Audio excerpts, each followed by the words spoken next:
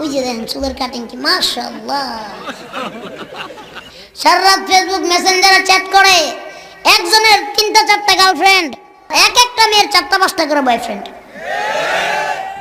হুজুর এইগুলো আপনি বুঝবেন না, প্রেম করবো সবার সাথে কিন্তু বিয়ে কাউরে করবো না। আপনারা মনে করছেন আমি বুঝি না?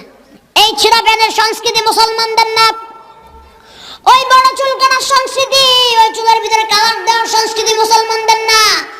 এই সংস্কৃতি ওই ইহুদি খ্রিস্টানদের। যারা চাচ্ছে মুসলমানকে কোনোভাবে গ্রাস করতে পারবে না, তারা জানে বদরের যুদ্ধে নবীর সাহাবী মাত্র 300, আর ওই আবু জাহেলের লোকের অভাব নেই 1000-এর উপরে। তাদের কাছে অস্ত্র শস্ত্র গোলা বারুদ, আমার নবীর সাহাবীদের কাছে শুধু খেজুর পাতার ডাল। ওই 313 জনের সাথে অত হাজার হাজার সৈন্যরা পারে নাই। ইহুদি খ্রিস্টানরা